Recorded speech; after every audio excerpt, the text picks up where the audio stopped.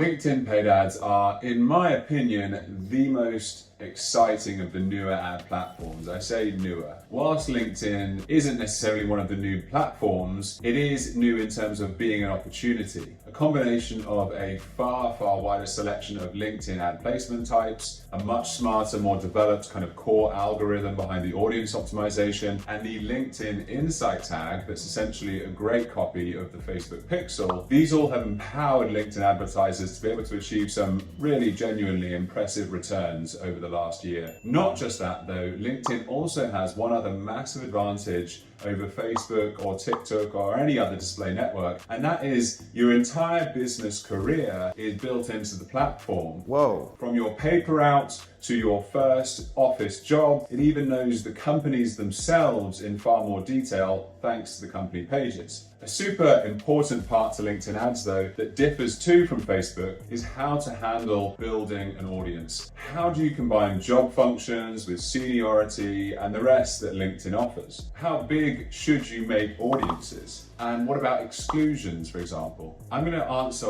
all of these questions and a whole lot more in this video. Yeah, that's a good idea. If you find yourself enjoying this video at any point, finding any value, then be that 1% and hit that like button. Make me smile. Do it right now.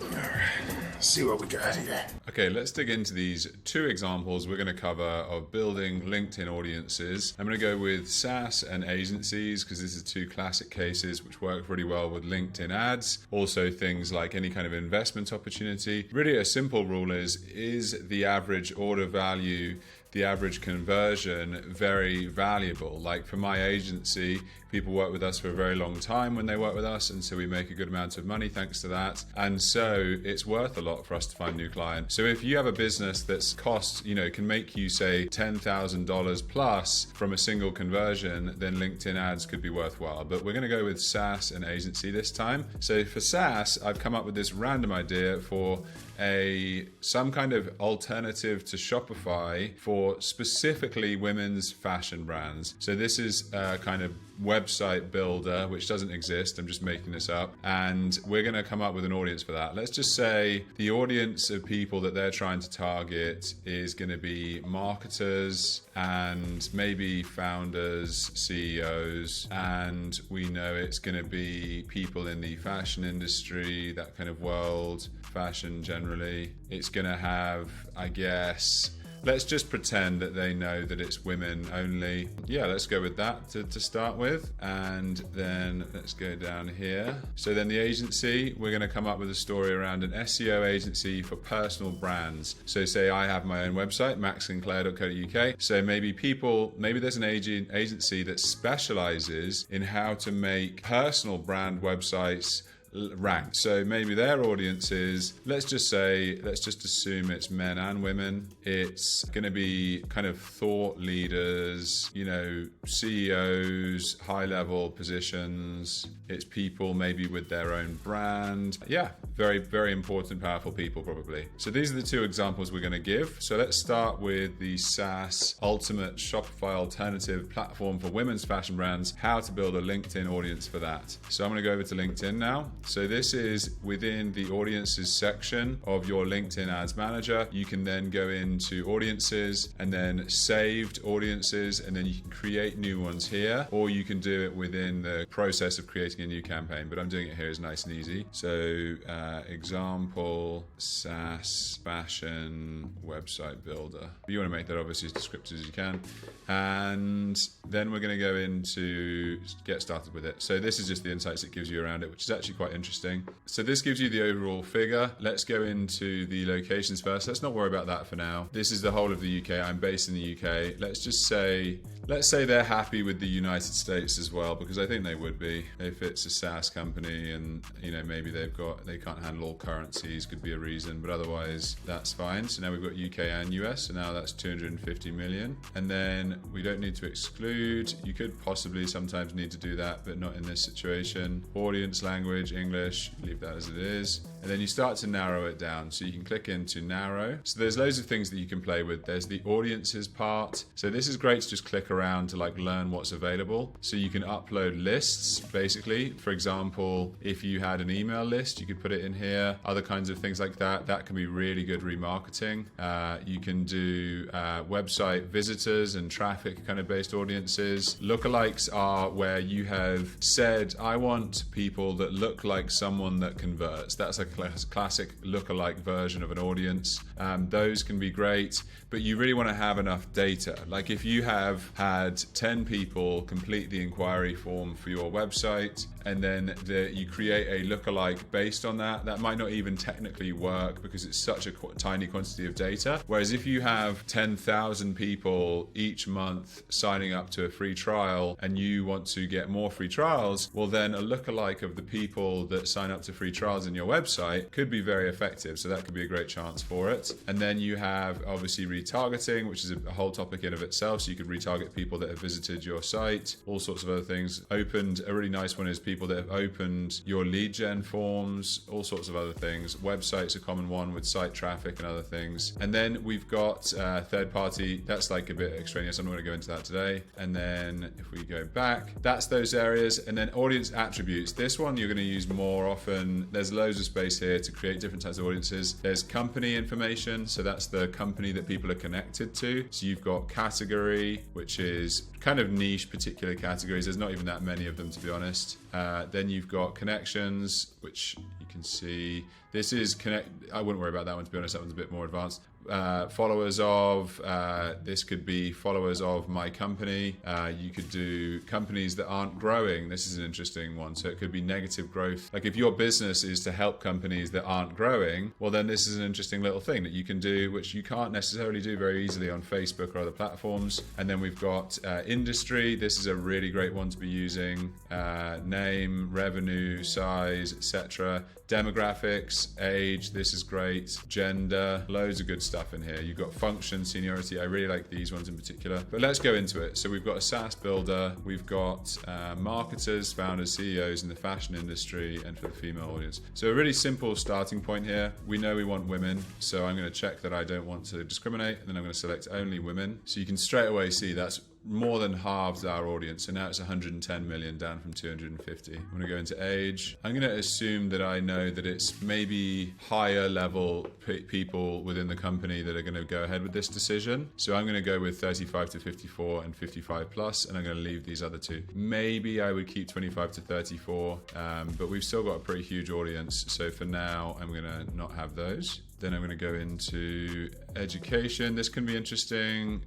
In this case, I'm not going to bother. Fields of study you could possibly do. So for example, there you go, they've got marketing. So if we put marketing, what does that do to... So then job function. So in this case, we're looking for marketers, founders, and CEOs. So I'm going to go with the probably, where is it? Media and communications, marketing, and then I'm going to keep also entrepreneurship. And sometimes, no, let's just stick with that, I think. Sometimes operations can mean CEOs and those kinds of positions, so I might include that. Entrepreneurship is obviously someone who's an entrepreneur who started a fashion brand. I think that makes a lot of sense for someone, a website builder for fashion. And media and communications and marketing, that's very obviously connected. Seniority, I almost always put this. So you don't want to be going for training or entry or unpaid or unhired people that don't have a job. So I generally just kind of go with these top level positions to director.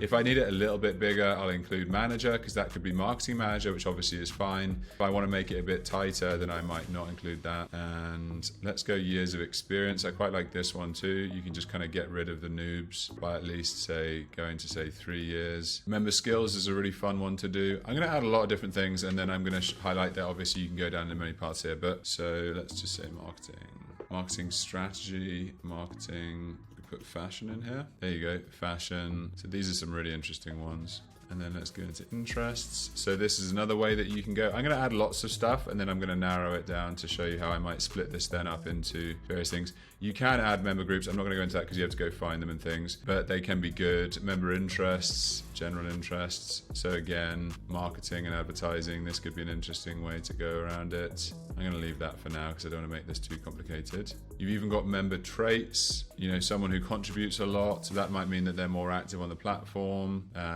You've got recently switched jobs. That's a fun one. So obviously, if you know that a marketing director has just started at a new company, they might be making a lot of changes at that moment. And so that can be a really interesting one to test. I enjoy that one a lot. Let's put that one on. Let's put recently switched jobs. Okay, and then we're going to go over to exclude, but let's just see what this does. So this still says 180 million. Sometimes it doesn't update well and things, but let's just assume that that's correct. And then let's go into, oh, sorry, yeah, because I've been doing this as or.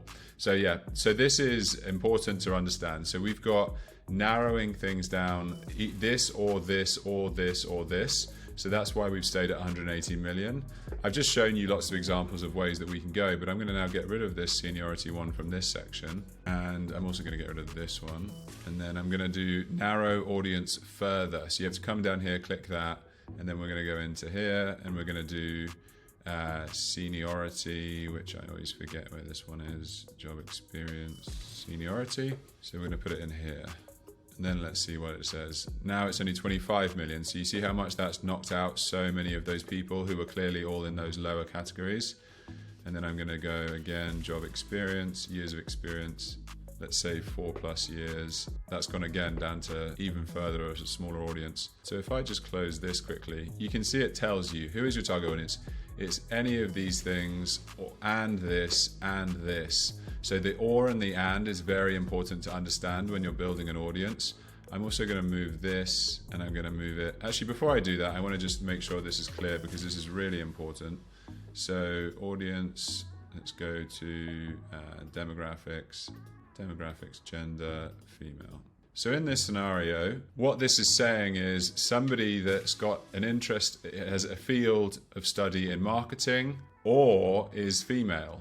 So technically right now, this is actually not necessarily someone who's got an interest in fashion, fashion design, fashion shows, and is female, and is marketing, and is senior. This could be someone who just is a woman, has one of these seniorities and this much experience. So that's actually still extremely broad. So you make sure that you have these separated into narrowing downs separately. So let's take that female out and we're going to move that into another category, into another and statement. Let's go, sorry, it's demographics, gender. Okay, now let's look, 6 million. So now this is much smaller. We're narrowing it down pretty quickly here. And then let's also take out member skills from here and put them into its own category as well. So marketing, fashion design, fashion shows. And let's get rid of member recently switched jobs as well.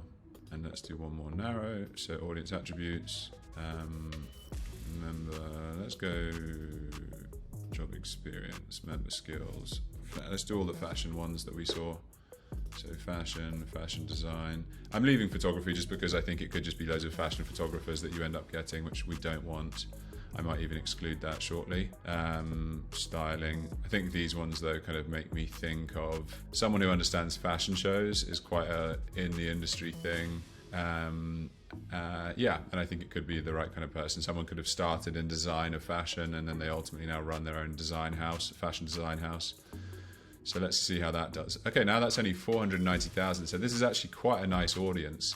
And you can see how targeted this is. So it's someone who's in, I probably should separate this age group one out as well. So let's just take that and put in demographics, age, understand we're not discriminating. I'm going to add 25 to 34 because I think we're getting pretty narrow at this point. 160,000. Okay, so now who is your audience? Someone who's got a field of study in marketing or is in the functions of marketing, entrepreneurship, media communications. They need to have one of these senior high priorities positions within companies.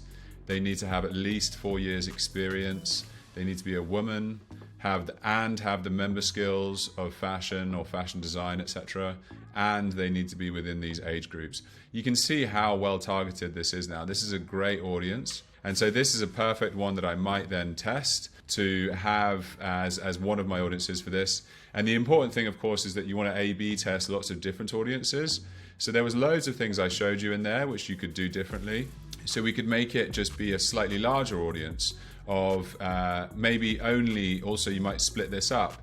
So only member skills of just fashion or just fashion styling or just fashion shows, and see which of those member skills does better. And so this is really nice to be able to judge it. We're going to make this even tighter as well by using exclusions, because exclusions often you think that LinkedIn should be doing a good job for you, but it often messes these things up. So for example, we've got 160,000 here, job seniority, and then we're going to exclude unpaid training, entry and senior. And then see if it's 160. I believe that stayed the same. And then let's do more. Oh, it's not letting me see. Edit. Exclude. Let's do exclusions of a good one to do often I find is certain, if we have certain, let's go with the most obvious one that I pretty much always use actually is job functions. So someone who is in, for example, real estate, nothing to do with what you're trying to get. Quality assurance, that's like a web developer thing. Research, that doesn't make any sense. Maybe sales and support, but most of the time not. I probably would get rid of support and maybe sales, but for the sake of leaving it. Military protection services, obviously it's not that. It's not lawyers. It maybe is IT actually in this case because it's a web building platform. HR, is it HR? I doubt that very much. Healthcare services, consulting, maybe, but that's often a bad one because it just brings in loads of like consultants. And we don't need accountants either. So I've narrowed that down. There you go. That's taken off another 20,000. So you can keep doing this on and on and on and on. And this will create a great audience for you. If I hit apply, it starts to give you a really interesting insights into this audience that you've created. And this is much more advanced than Facebook ads, I'd point out. It gives you lots of really interesting stuff in here very easily. I'll move my face off of this. It gives you how much of them are growing, at what rate. It gives you, retail, how big is the company. That's an interesting one. Like if you're trying to target a certain company size, you can do that. So company company size. So maybe you're trying to do only enterprise, so you want to go for only these top 3 brackets. Or maybe you don't like working with enterprise, like you want to just go with these like teeny little companies. If I was trying to do this particular company, I probably would focus on this up to this particular size. Anyway, this is a good example of the kind of audience that I would build for this imaginary fashion web builder Shopify alternative. Now, let's look at the agency. So I'm going to do this one a bit quicker. So we've got an SEO agency for personal brand sites, men and women, thought leaders, CEO, high-level positions, people with their own brand. So let's click over to another one. So let's get going. So SEO agency, audience, personal sites, whatever. So let's just say it's only the UK and it's people with their own personal brand. We know that it's going to be only UK, set to this, audience attributes. Okay, so first thing, job experience, seniority. I'm going to go with only the very top on this. I might even leave out VP and just do owner and partner and director, I think. Job function. I'm going to go with entrepreneurship, operations. I think those are the most likely to get that right. Maybe we can get lucky with this in terms of maybe what's a skill that they might have. Somebody that's got a personal brand, leadership. I'm going to put this as a separate category actually. Entrepreneurship and job. We should put this in as its own separate thing as well. So I'm going to do narrow. Oh, years of experience by the way as well. Let's put this one way up. So let's do like 11 years. And let's narrow it further. Job experience, seniority, we've got that. Job function, let's do that here. Yeah, so I think let's put business development in as well actually. Engineering, entrepreneurship. So what we got to, only 1.2 million. Okay, so this actually could already be an audience to test. It's just really high level people in entrepreneurship, operations or business development. And then of course you want to go through the same exclusion process which I showed previously. You can do all of these things. Like sometimes it seems obvious that they should be not included, like you've not, for example, done any of these, but sometimes it does actually reduce this number down anyway. LinkedIn is a little bit buggy or just the data's not perfect for that reason. So it can be worth adding these in. Accounting, like sometimes it does a weird job of this. Demographics, so we can't use demographics. You know, company size, maybe we'd put this in as well. I think that would be an interesting one. Let's close that. Let's do it as an exclusion, actually. I think that's more interesting. So in this case, let's do audience attribute, company size. Let's exclude the smallest, but then we're open-minded to anybody from 200 employees up, basically. There you go, 590K. So this seems like a perfectly good audience to get started with. Again, you want to do good A/B testing to try and find the audience that works best. But this gives you a good little bit of insight into how LinkedIn audience building works.